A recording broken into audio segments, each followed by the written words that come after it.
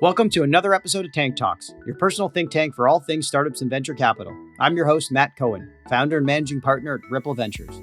On today's show, we are talking about how to keep employees engaged in a remote-first world with the founder and CEO of Storyboard.fm, JP Gooderham. With so many companies being forced to build geographically dispersed teams due to the pandemic, it has been extremely difficult to keep teams engaged on an ongoing basis. On today's show, we asked JP to share some of the existing challenges startups and global companies are facing in this new remote world when it comes to employee engagement and how platforms like Storyboard are helping bring people together. We talk about the millions of deskless employees around the world these days and how companies should think about bridging the gap between in-office meetings and town halls to the hundreds or thousands of remote employees out there on the road every day. We talk about how Storyboard is increasing two-way communication from top-level management teams and lower-level employees, and how listeners are turning into creators of content that is benefiting the entire organization. Finally, we asked JP how he was able to convince well-known podcaster Harry Stebbings of the 20 VC podcast to finally say yes to making his first podcast investment in Storyboard, after passing on hundreds before. But before we get started today, as our listeners probably know by now, the team at Ripple is always focused on helping our founders and CEOs find the best partners to work with. However, before we initiate any provider with intros to our companies, we always make sure to try the product first. And when it came to managing our fund expenses at Ripple, we were super excited when the team at Jeeves came knocking on our door. The team at Jeeves helped get me and my team set up with physical and virtual cards in days. I was able to allow my teammates to expense items in multiple currencies, allowing them to pay for anything, anywhere, at any time. We weren't asked for any personal guarantees or to pay any setup or annual fees either. Not only does Jeeves save us time, but they also give us up to 3% cash back on our purchases, including expenses like Google, Facebook, or AWS every month. The best part, Jeeves puts up the cash and you settle up once every 30 days, unlike some other corporate card companies that make you prepay every month. Jeeves offers a truly all-in-one expense management corporate card program for international startups, and we at Tank Talks could not be more excited to officially partner with them. Listeners of Tank Talks can get set up with a demo of Jeeves today and take advantage of our Tank Talks special with a $700 sign-up bonus and skip the wait list that already has thousands of companies waiting by visiting tryjeeves.com/Tank Talks to get set up today. Now let's get into this week's episode with JP Gooderham from Storyboard.fm. Thanks for joining me in the tank today, JP. Hey, Matt. I'm really excited to be here. So thanks for having us on for this conversation. Yeah, when I think about diverse and distributed workforces, you think about salespeople on the road who meet with their clients daily and engineers working alone from home day after day. And with so many companies now building geographically dispersed teams, it becomes extremely difficult to keep teams engaged on an ongoing basis. So JP, I'd love to kick things off with some of the challenges you are seeing startups and global companies face in this new remote world when it comes to employee engagement. Yeah, and I know we'll talk about this, but our platform is really focused on how we can create a communication channel that works for these really diverse and interesting companies that are kind of caught between two poles, right? On one hand, it's more important than ever to really engage your employees and have them understand the vision of the company, the product that they're making, whatever it might be. And then on the other hand, internal communicators are in a tough spot because people are more distributed and more remote than they've ever been. And I don't think that trend is anywhere close to really slowing down. And so that's been a big focus for us, whether we're talking to a small company with 20 people or a major multinational company with 20,000 employees spread across 10 different time zones or whatever it might be. They're really looking for a few different things. And I think some of the big trends that we've seen have included a real focus on authenticity. So how can you get a message across and make it feel authentic and feel real and still connect with people on a human level, which matters a great deal. But then I think a second big shift, which has been exciting for us, has been a real understanding that in a world where people are more deskless and more flexible and more remote than ever, companies need to be able to adjust to that by giving their employees more flexibility. And those have been a couple of vectors that have been really interesting for us, especially over the last 6 to 18 months or so. Absolutely. I mean, I could see it myself just trying to arrange a call with all our portfolio CEOs at the same time across 3 different time zones is really impossible to kind of nail down. And with everyone working from home, I also feel like you're always working and you're also always with family and dealing with your, actual day-to-day responsibilities. So like timing that up perfectly for when the company needs you on a town hall call or some type of all hands is really hard to coordinate. But you just mentioned the deskless employees of the world these days. It can be very difficult to reach these employees in an engaging manner. So what kind of ways have you seen managers typically sought out to try and bridge the gap between that in-office meeting and town hall culture to the thousands of remote employees around the globe these days?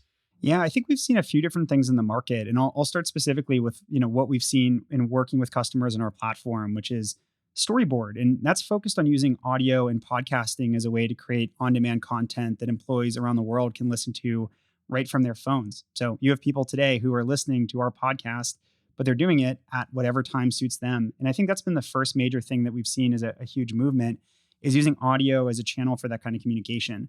But I think whether you're using audio or trying other strategies, the thing that we've seen successful companies start to do is really think about, and Matt, I really agree with what you just said.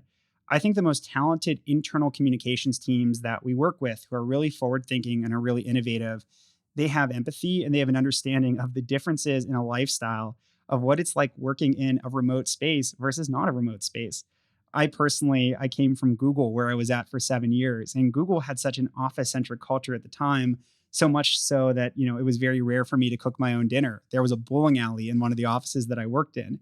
And to go from that to a place where you may have children at home, you may have a dog run in any number of times while recording a video.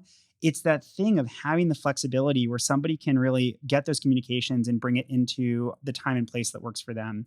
And so I really think that the most forward thinking and innovative strategies that we've seen companies deploy, and that's a big reason why they've come and worked with us on Storyboard, is really thinking about how can an employee pick something up when it makes sense to them.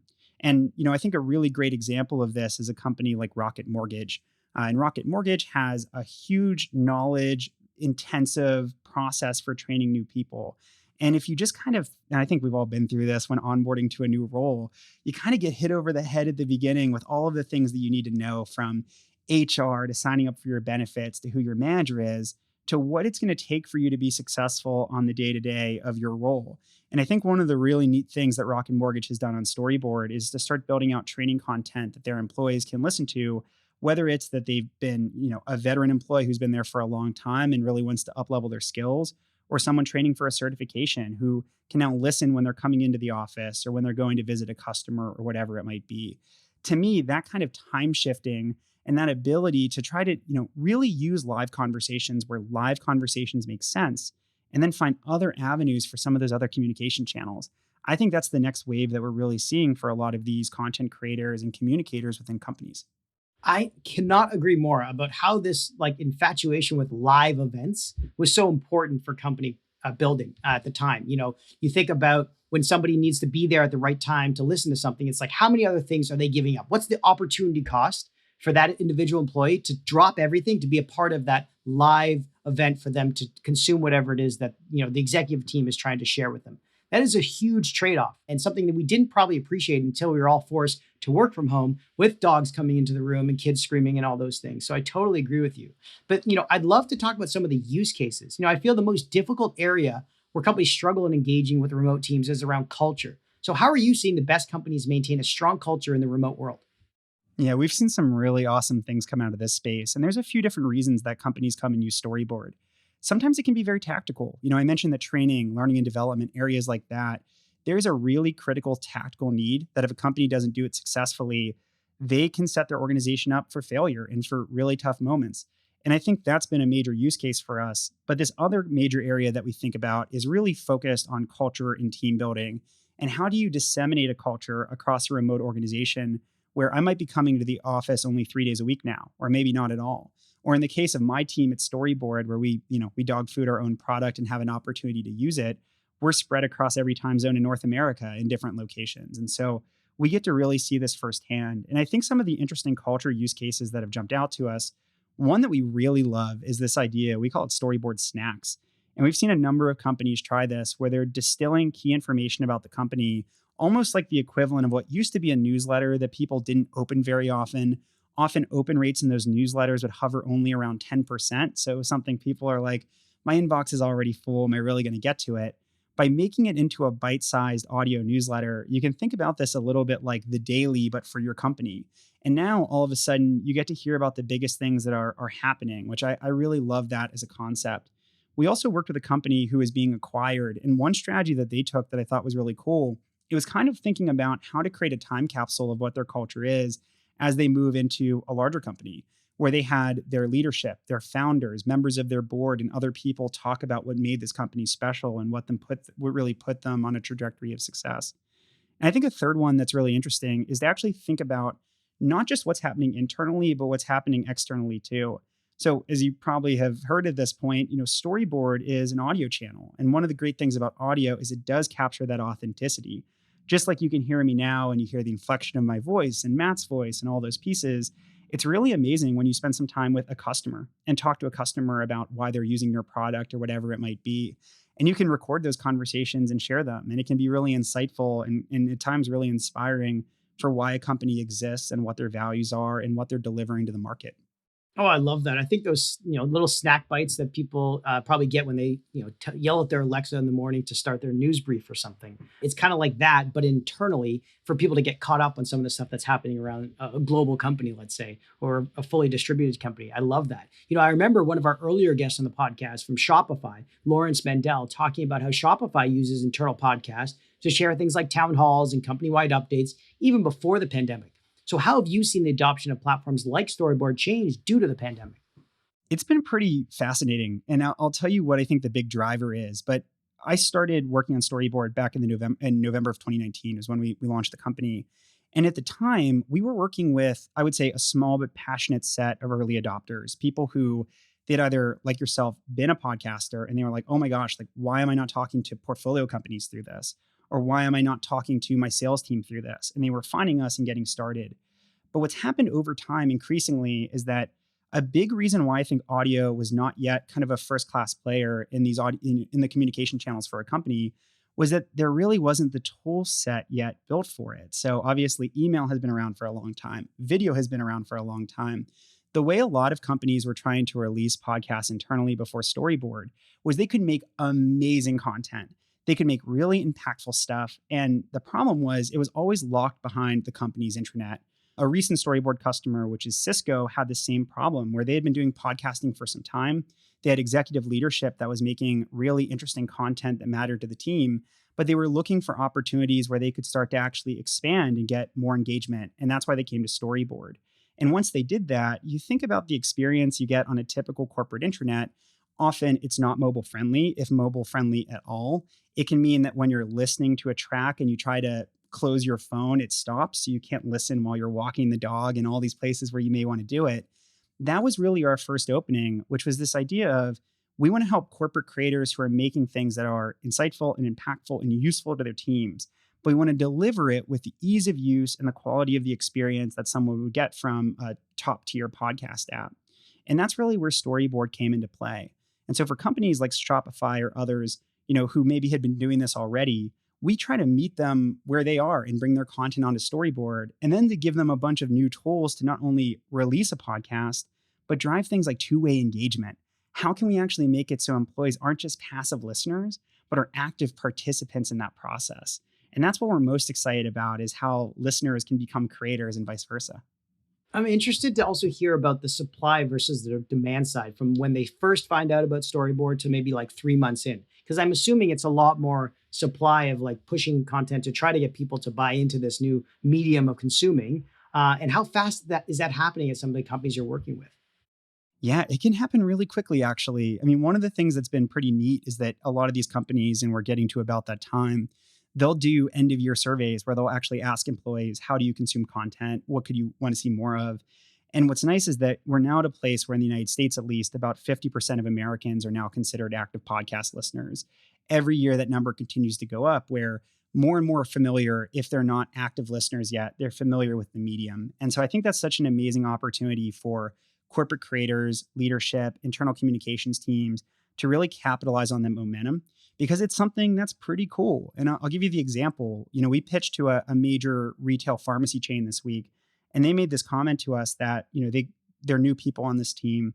And a lot of the internal communications they found, they're kind of tied to like 2010. And they're now thinking about what will 2030 look like. And that's one of the things about podcasting that can allow it to get really quick and fast traction, is it's something that people are already familiar with. And it doesn't carry some of that baggage that people are so used to with the newsletter that's cluttering up my inbox, or the video that I have to sit there and listen to complete a training and security type of thing. So we really like to get into an organization quickly and try to build momentum by getting active participation by people listening. Once that starts to happen, and I alluded to this before, we don't just view listening as a key outcome when we think about the return on investment that a corporate creator or a leader or whoever might be podcasting could get. We also think about that second level engagement, people leaving voice comments, text comments, sending it across the different teams. We really want to see companies start to establish some intra-organization virality. And that kind of gets us to our third phase, which is where we are now with a lot of our companies, where we're actually helping to cultivate new creators who, a year ago, 2 years ago, would have never thought to do something like this. But because everyone now has that real estate of Storyboard on their phone or their device, now it gets interesting for them to launch a series about wellness, launch a series about engineering culture. We love finding new creators and helping them cultivate their first show for the first time, even if they don't have experience doing this before. Okay, so you just touched on so many amazing things that's happening on the platform that I just need to pick apart one by one. So let's start with the first one that you talk about is becoming creators out of the listeners. How is that actually working for these companies? And then let's go into the ROI and how you're actually delivering results besides just the anecdotal evidence of people enjoying the platform. Yeah. And on the creator part, this is one of the things that I'd say we're most focused on from a product standpoint. And pretty soon we're going to have a big announcement about the way our product is expanding specifically to support creators. But I'll say even today, there's a number of things that our most talented and I think our most innovative creators are doing on Storyboard. One of the easiest ways they can do it is actually to collect participation and incentivize participation within the podcast itself. And you may be thinking, okay, like, what does that mean? Are you giving out awards? Like, what does that look like? There's a really organic way you can do this. And I'll give an example. If I'm doing a sales training and I'm doing it in a podcast format, if I just do a stock sales training and everyone hears the same thing, that's okay. That's typically how sales training has always been conducted. Now, in a remote environment, it gets even more challenging because someone's sitting there and they're like, wait, I was just on a call with a client and this happened. But what you're saying doesn't quite explain how I should have handled this. And now with Storyboard, in that episode, they can actually tag the moment when they have a question, like 2 minutes in, and say, hey, Lisa, the sales trainer, can you please maybe bring me on an episode and we can actually talk about this? So it gives this opportunity for content that can come out of the first thing you posted, where you actually can start to build a conversation around it. And the other way that we've seen creators start to actually find additional people who can start sharing content on their channel is because people can actually record kind of a guest submission within Storyboard.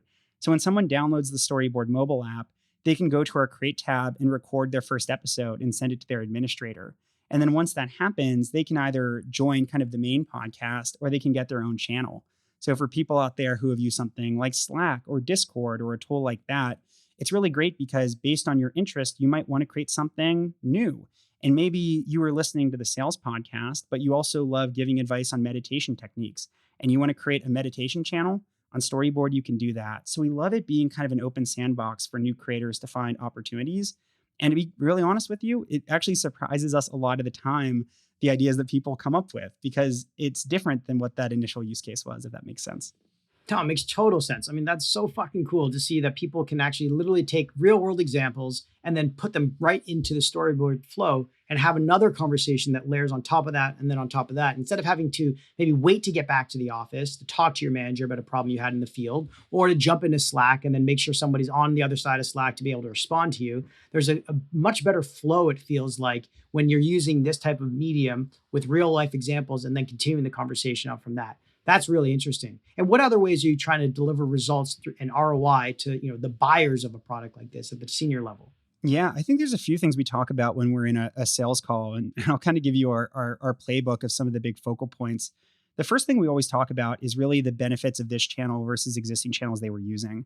So if we're working with a company that has already tried to launch an internal podcast, a little bit of a self-plug here, but we'd love to talk to you because we love kind of doing the Pepsi Coke challenge and saying, let us show you what the experience would be like with a dedicated platform.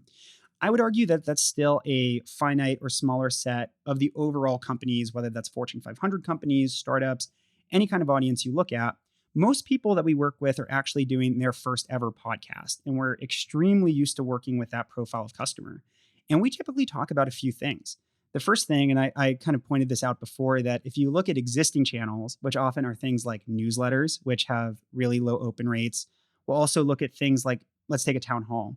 We talked to a company who's been doing town halls once a month since pandemic started because they see this as a great opportunity to engage their team, to share important updates about the company, and to involve people across the company in the decision-making process. And the way that they'll typically distribute that to remote teams is they record it. Maybe it's a Zoom video, maybe it's a Microsoft Teams, all these different ways, right? They record that, they send it out to everyone, and it's on you to go out and find it. And what happens is a lot of these will often be under 15 to 20% adoption in terms of people actually tuning in. So with Storyboard, the first thing that we try to move is we like to see companies get between 40 to 70% of their employees to be monthly active listeners, where they're logging in and regularly accessing content. And in doing that, we like to be able to get to the place where by a 3x and above magnitude, we're going to see better engagement in using Storyboard. That's the first kind of big ROI point that we like to make. The second key thing is that on Storyboard, and for those of you out there who might be podcasters who have done podcasting, you may appreciate this a little bit more. Traditional podcasting, which has an amazing number of benefits, has one big challenge, which is that you don't get very good analytics back when you release a traditional podcast episode. And so as a result, generally, podcasters only can understand if people are listening. With Storyboard, because we have our own platform, it's a set of iPhone and Android apps, and then a web application where people can listen. So we're available on all devices. People can not only tune in, but administrators and creators are getting really, really fantastic data back about how people are listening. So the second big thing we focus on is completion rate. We want to help customers and creators create content that gets people to 90% more or more of the episode. So that's a big piece of it too, is not just getting a piece of content out there, but getting something out that's sticky and that someone will actually stick around for. And then I'd say the third big benefit that we talk about, and Matt, I think the way you framed it is exactly right. I bet anyone who's ever listened to a podcast before, sometimes you hear someone trying to think of like a piece of trivia or something, and you're like, if I could just raise my hand and tell them what is going on, but you don't have that bi-directional communication. We really think that corporate podcasting thrives when there is bi-directional communication, where it's a two-way street, where people are communicating back and forth. When you have an electric company, a power company that has people in the field and they release a safety training, and now because someone has Storyboard at the touch of their phone, can go in and ask a question about what they should do in the situation. And now they're actually getting real-time intelligence on what their employees need in order to be successful with their jobs. That's a huge part of how we look at that, kind of that second wave of content that can come from just starting this process. So those are three big ones that we care pretty deeply about, whether we're talking to a customer or thinking about the value of our product. No, I mean, that makes total sense. And yeah, you're right. As a podcaster myself, we barely get any analytics on what our listeners are excited about or what they care about. It's like, did they click and did they listen? That's really all we have to go on, which is kind of shitty. And honestly, it doesn't give us a lot of insights on what we should be doing to make the podcast better. But I'll bring that up with my producer afterwards. The other thing, though, is it sounds like kind of what you're building is what David Sachs has launched with Call-In, which is like a kind of call-in radio show, but for internal corporations and startups. Is that kind of what it's like? Well, I think that what I think about is the social audio space, and you can even expand from Call-In to things like Clubhouse, Twitter Spaces. There's been a lot of activity in the audio space recently, which I actually think is really cool in that we're now seeing, and I think podcasting is really what kicked off this wave. It really made people feel like they could be audio creators. And I think what the DNA that a social audio company, whether it's a Call-In or a Clubhouse or whoever else, shares with Storyboard is a belief that anybody can create content and that they should be able to. And I think the thing that these companies should capitalize on, and that audio as an industry should capitalize on, is that it actually can feel so much more inclusive than other kinds of content creation. And I'll talk about this in the corporate space. We have a phenomenal customer, Arbor Pharmaceutical, who gave us the story, but they talked about how they used to create videos. And if they were creating a video training and needed to change something, they needed to put on the same clothes that they were wearing when they recorded the initial video. And then you think about that with audio, where I'm in a hotel room right now and I can set up my studio quickly and get a high quality audio output. The barrier to entry is so low. You can think about not being on video. We're constantly on video now in this remote first world where we have to think about our lighting and how we look and am I wearing an old t-shirt or whatever it might be. And I love that moment of taking these pieces out. Now, I think where we differ from social audio in a pretty significant way, the first thing is always going to be security. So Storyboard was built for the ground up from day one for the enterprise use case of being able to involve single sign-on authentication so that we can go to a big company, whether it's a major enterprise or a startup that's hiring 50 people a month, and we can say, we will be able to provide a security blanket for your podcast so that it stays internal and that you have a safe space within your company where you can release this content into a user and listener-friendly environment where employees can access it. And I think the second area is that even when we look at social audio, which can be collaborative, that's not really the focus of it. we're thinking next about what are the other kinds of tools where we can use audio as a springboard for teams to collaborate together. How can they bring visuals into the podcasting experience, like showing a PowerPoint presentation or something like that? Those are things that we're thinking about as the next wave as we continue to expand our service. No, I was really interested to ask you about the security and privacy, about proprietary information, let's say being leaked from the company. I mean, imagine if Facebook used this and someone just happened to be listening to an internal communication from Zuckerberg, and then there just happened to be a Wall Street Journal reporter listening nearby on speaker. How do you protect against that from happening? Yeah, there's a few different things. And you can think about the overall ways that companies communicated prior to Storyboard, whether it was email and people could take a picture of an email and do something, or video and they could try to take a snapshot of it. We've done a few different things that I think we've been successful in helping to make, especially new corporate creators, have confidence in our platform. And the first thing is to provide an encrypted environment where every user has to sign in. So essentially, when I sign into Storyboard, I'm signing into my individual user account where my activity within that account is something that we have the ability to see so that we know who the users are who are accessing something like that. The second thing that's been really helpful and why I think we've been able to build a strong security partnership with these companies is really thinking about the ways that these companies share and the way that they protect content. And I'll give you the example. You're thinking, as I think most customers would, about how do you protect against an external user from hearing your podcast? But it's also really important sometimes within companies to be able to create kind of a private channel within the overall company's private channel. It's something we've seen working with big financial institutions who have obviously a ton of regulation, as you know.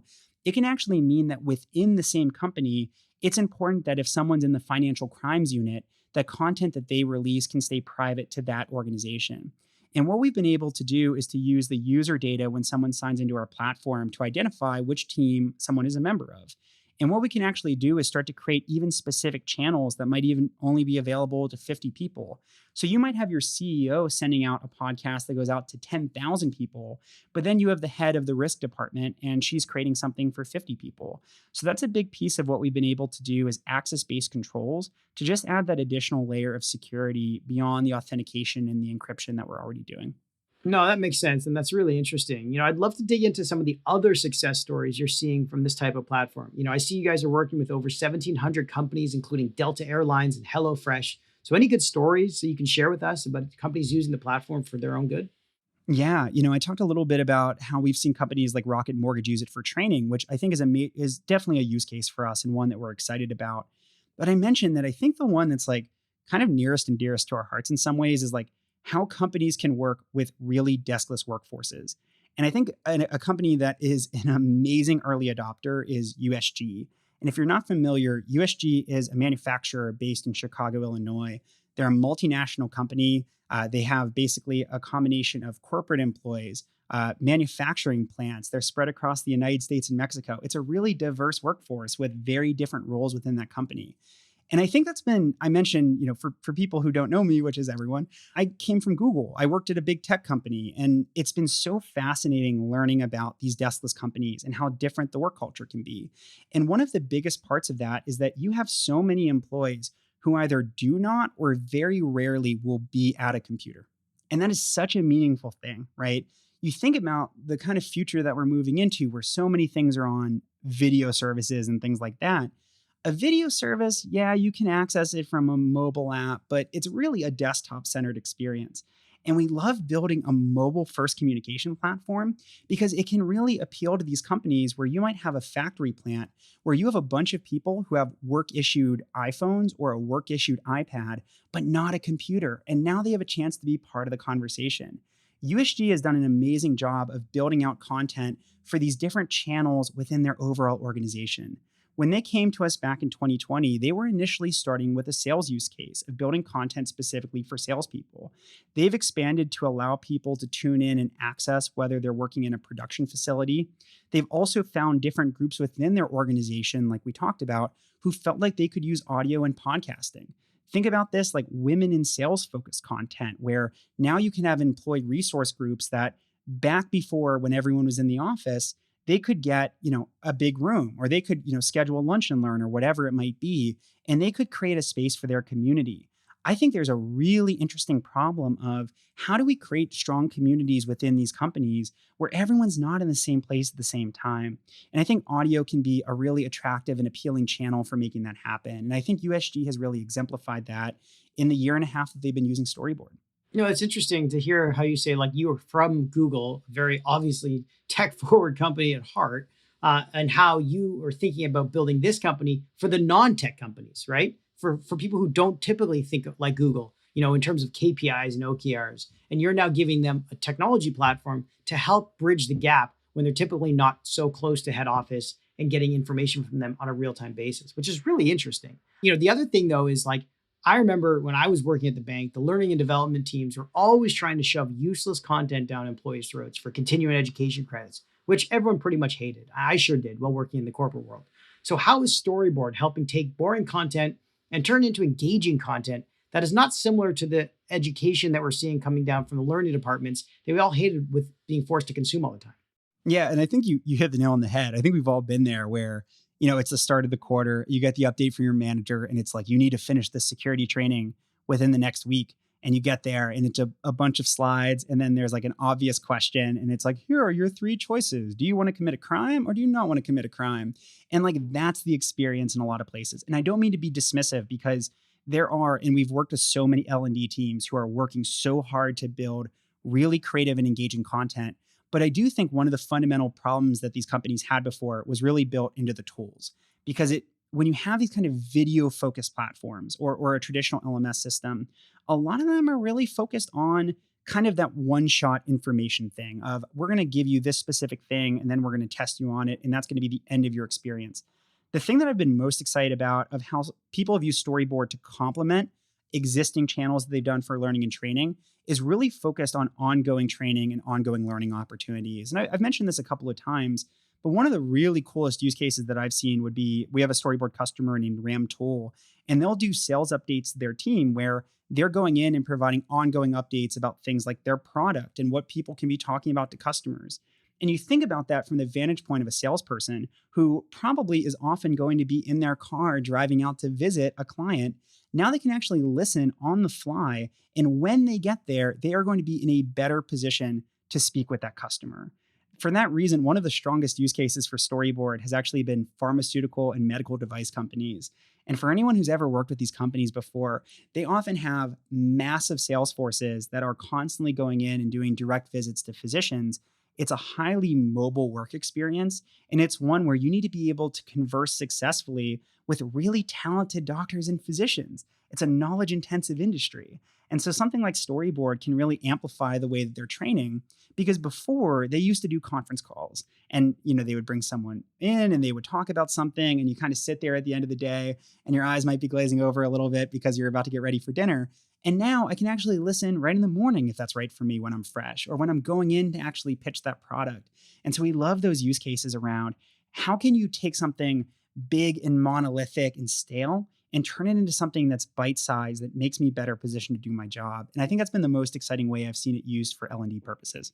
No, for sure. And I don't mean to crap all over the L&D teams. I know they're trying to make the content more engaging and more stimulating for their employees to actually, get benefits out of. But I do often find that a lot of the stuff that I had exposure to was almost reminiscent of those like sex ed videos you saw when you were in like grade 8 or 9. They were just so out of date and so just non-valuable for what's happening in the real world on a day-to-day basis. So it's great to hear some of the use cases that you're seeing come out of it in the real world where people are driving to and from employee or clients' offices while taking advantage of content that's directly going in their ear and then out their mouth, 20 minutes later. Yeah. And I mean, one other comment that we're seeing more and more, and we hope this is the future trend of Storyboard. And frankly, we're building our product for this purpose. We've talked a lot about this idea that a lot of companies will start with what you might think of as a top-down motion, right? A leader, an executive, a CEO is creating the first channel. And what's really neat about that is it provides validation immediately that this is a channel that can and should be used within a company. And then you start to see that there are other people across the company who think there's a way for them to use it. And they start thinking about these creative use cases. I think this is one of the really interesting training areas because we've all been on teams before, whether you're a manager or an individual contributor or whatever it might be, where you have people on your team who are amazing at something. And I know even within Storyboard, we'll have certain engineers who are really passionate about peer-to-peer technologies or anything. And what they can start doing is like hosting their own lunch and learns and things like that people can tune into. And I think this is compelling for two reasons. One, it can be really interesting and engaging to hear something right from the horse's mouth, so to speak, of someone who's in the field doing the exact thing that you're doing. And it just has that extra weight to it of importance. But then second, for the person creating the content, I love this idea of knowledge as being a way to create personal brands, right? You create this podcast. So many podcasters are doing this in the general consumer space already. When you have a unique vantage point, whether it's being able to bring on guests or talk about a specific area or whatever it is, you can really start to build your brand through that as a channel. And I think that that concept is so appealing and so cool. And I think about that of if I'm working from home 5 days a week, the way I build my brand in 2030 is not going to be I come into the office and I sit at a certain place in the meeting room and everyone sees me in that place. It's like, oh, am I an expert at something? Am I sharing my knowledge? Am I instructing people? And so this is a little bit of like the lofty part of the startup experience where you're like, this is what we want to achieve. But yeah, that is something we really want to achieve, is to see more and more people be able to share and create content like that. No, absolutely. And I couldn't agree more. I mean, people ask me like, what are the benefits of me doing this podcast, or why do I even continue to do the podcast after releasing 60 plus episodes? I mean, I hope I get to 25,000 episodes. But what I'd say the most important thing is, one, people know me before they even meet me. So when I'm going to meet with potential founders or investors, they feel like they already know me and how I think based on the way they've listened to the podcast, which is just a huge advantage from everyone who's got a cold start from a first interview meeting. And that's something I just didn't really think about when I started the podcast, besides all the amazing guests like you that I get to chat with and hear their stories about. And that's something I just truly love and am very passionate about, especially at Ripple, where we're an operator first focused fund. So you are an operator and you are the focus of us on a day-to-day basis. And this platform, this podcast really just allows us to elaborate on that more and more. But I'd love to talk about, before we wrap up, your future. Last December, you announced a $4.5 million seed round led by CRV, along with fellow podcaster Harry Stebbings from 20 VC, the Slack Fund, and our friends at Bungalow VC. So first off, what kind of advice did Harry give you when he invested, given that he is a podcasting luminary?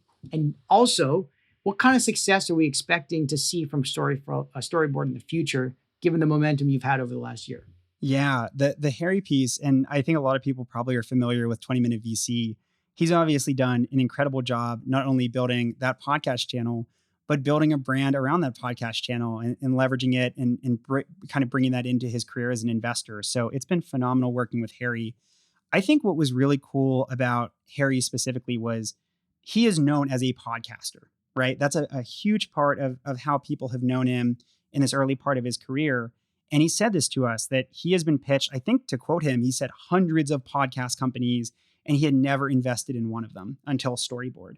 And the difference was, we were not focused on building tools for the head of the head of the head of traditional podcasters, because that's a problem so many companies have tried to solve. And it's a really narrow space of people who can leverage and really benefit from those tools, some of which are incredible.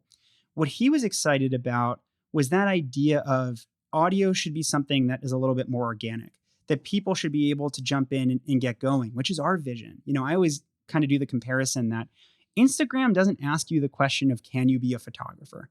No one posts to Instagram and says, I'm ready to quit my day job and I'm ready to go. It makes you feel confident, and makes you feel excited about sharing a specific kind of content with your network.